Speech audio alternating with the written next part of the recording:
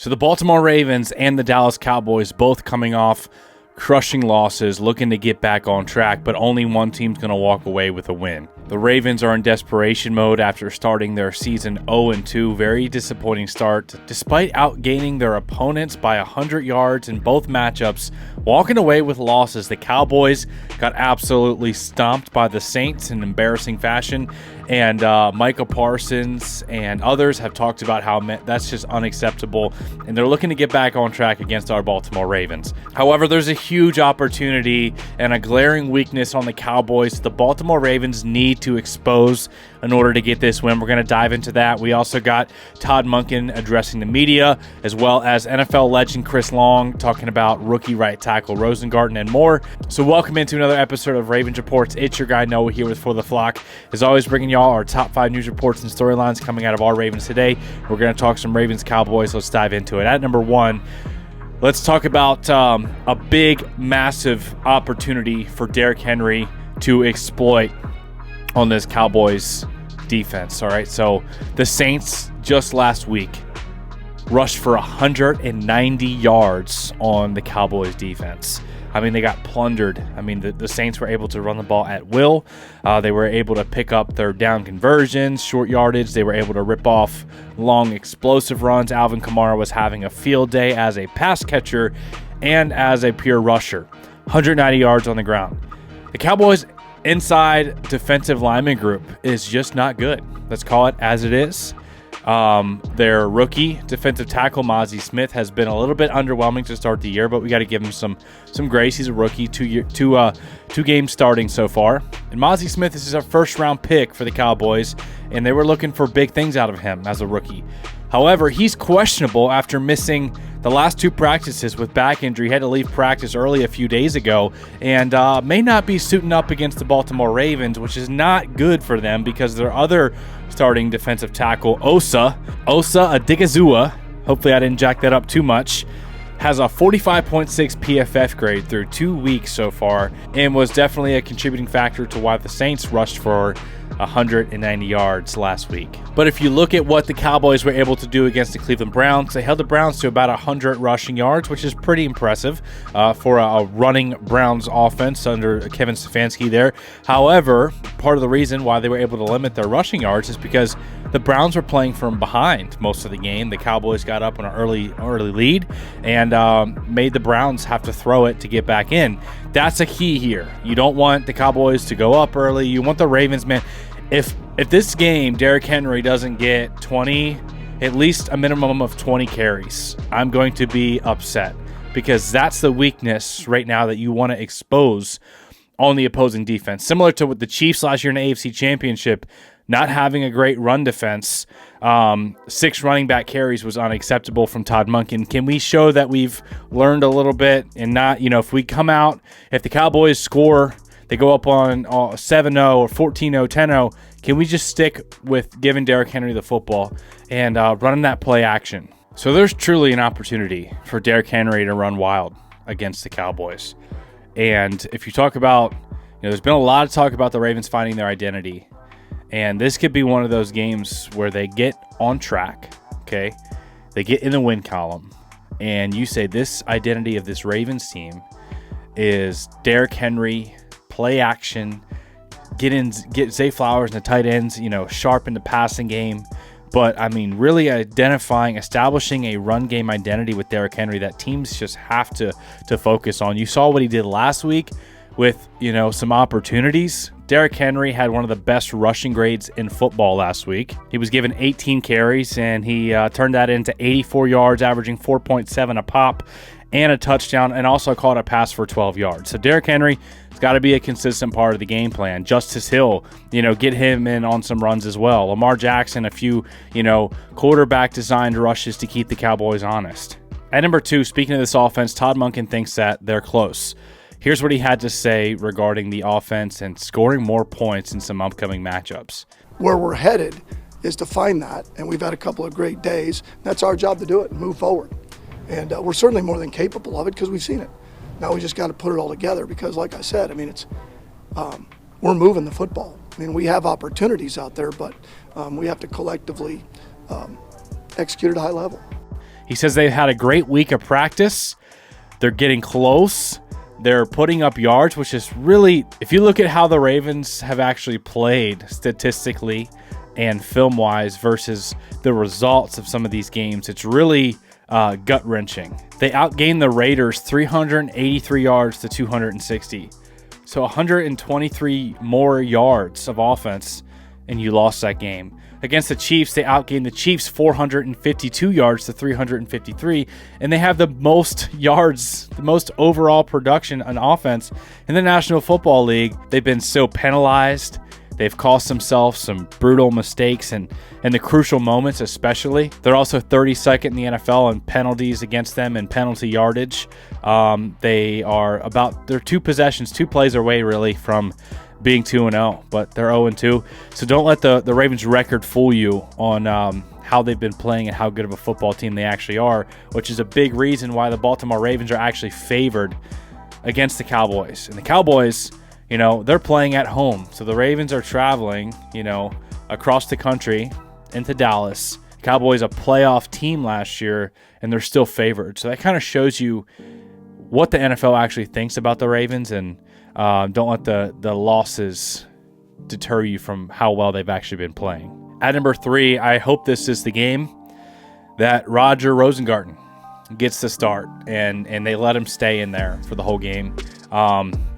We've been talking about this as Ravens fans. There was a really rough first snap for Roger Rosengard when he got in versus Kansas City, allowed the Chris Jones to cross his face and get the sack on Lamar Jackson, and it was brutal. It was tough to watch, but from then on, he settled in, and he's been blocking guys and really showing his true talent. His talent has been on display, and that's been apparent to us watching film, us watching the games, and then also some analysts chiming in as well.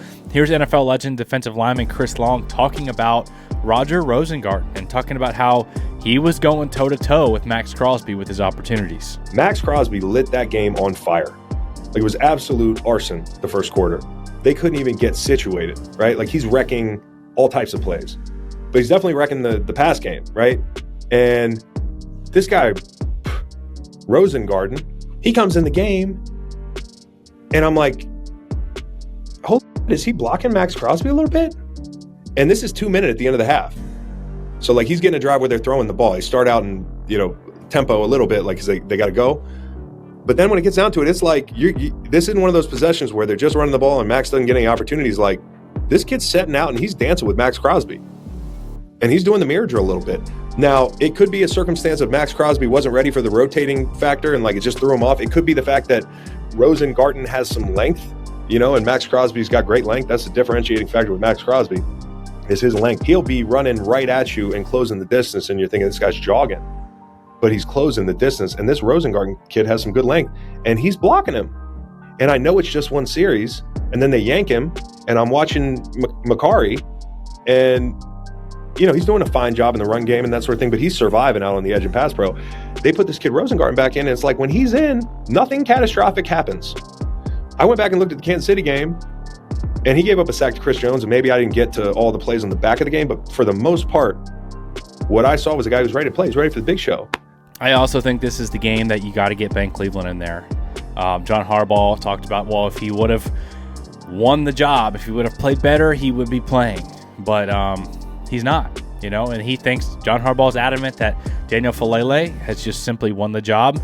But however, there was a quote that came out from Ben Cleveland, and he wasn't, dragging Harbaugh or any of the coaching staff or anything like that. But he made it very clear that he felt like he was having a good offseason. And, he says there weren't a whole lot of right guard reps taken by me during camp just because of injury and all the above. So just staying ready for when my number gets called to go in and play. He said, I feel like I've been my most consistent and most proactive throughout camp. It's been a struggle having to move around positions. Remember, they put him at center with injuries and stuff like that. But as far as adapting to other positions and playing where I'm asked, I feel like I've been extremely consistent and competitive. So he kind of puts a cap on that statement that I feel like I've been consistent and I've been competitive. Ravens fans all over social media and even the reporters are calling for Ben Cleveland to get an opportunity because Daniel Falele has cost the Ravens you could argue cost the Ravens 2 games with crucial sacks and the biggest moments of the games where you can't allow a sack and kind of just ruins their offense. And then you got these clips, going around social media of what Ben Cleveland did in his last 2 games of the season. I think it was week 17, week 18. He had like an 85 PFF grade. He looked good in the run game and in pass protection as a starter at guard last year, but he's not getting an opportunity. We got offensive linemen, coaches, gurus saying it's real simple. Cleveland at right guard and right tackle Roger Rosengard. That's the best. We got our guy Cole Jackson, who we've had on the channel here. He says, we've been here since August 9th. 'Twas and always will be the best 5. He posted that on August 5th and is still standing by that today, and he's not the only one. And I've even mentioned this before. I said, hey, if you really want Macari out there as like the vet, trusted type of guy, why not put him at right guard and then have Rosengard at right tackle? But you got to do something different. You can't just keep allowing this to take place. You can't just allow Lamar Jackson to be assaulted, pummeled into the ground on the biggest moments of the game. And at number 4, that brings me to some keys to victory for the Baltimore Ravens, and it's real simple. The first one is don't let Micah Parsons ruin the game. Don't let him one-on-one with anybody. Don't let him sniff a one-on-one. Chip him. Get the running back out there. Get the tight end out there. Right tackle, right guard, combo block. Like, you just can't let Micah Parsons one-on-one, because if we've learned anything, Chris Jones and Max Crosby should be evidence enough. They're elite pass rushers, both of those guys in their own regard. And they wrecked our offense and got game-winning type sacks on Lamar Jackson in the biggest moments. So Micah Parsons is an elite rusher right with those guys. You could argue that he could be even better than those guys. And he's a guy you just simply can't let one-on-one. There was times against the Chiefs. Remember the time that Justice Hill was blocking Chris Jones like a running back on a elite defensive tackle? Doesn't make any sense. And he actually he put in effort and actually held his own there for a second. And then you saw a one-on-one matchup last week. Daniel Falele and Max Crosby. And Max Crosby just went right around Falele. He didn't pick it up in time. And it's game over.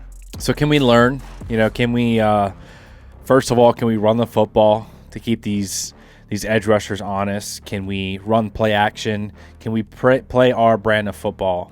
That'll be key. And then don't let Micah Parsons one-on-one with anybody. And then at number 5, another big thing, can we show that we learned our lesson?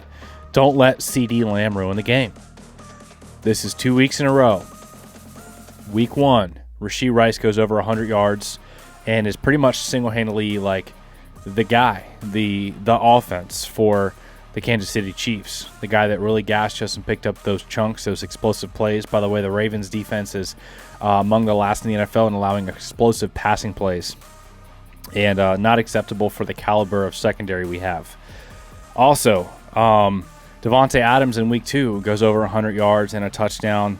So can we stop letting elite receivers beat us? And I understand they're elite receivers for a reason. Like, you've seen what other teams have done to us, right? The Kansas City Chiefs put 2 or 3 on Mark Andrews. The last few times we played them, they said, we're just not going to let Mark Andrews beat us. And they did the same thing against the Bengals last week. And they put 2 or 3 on Jamar Chase every play and just said, hey, we're not going to let your number 1 receiver beat us. We're going to make, Yosevich and your tight end and other guys beat us. And that's what we have to do to the Cowboys and to other teams, is say, we understand your number 1 receiver might still make some plays, but we're not going to let him single-handedly ruin the game and leave him one-on-one.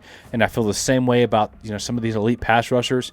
We got to help out against the game wreckers. We can't let the game wreckers wreck the game. You have to make someone else do it. As always, smash the like button if you guys enjoyed today's content. Let me know in the comment section below what other ways, what are some key matchups for this game?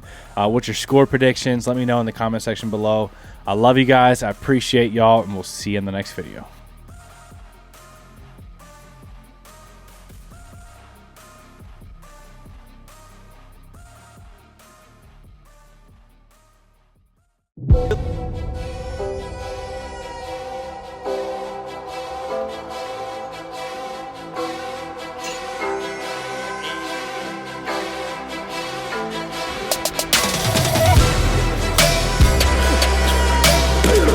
Ray when he wasn't looking. He ran me over.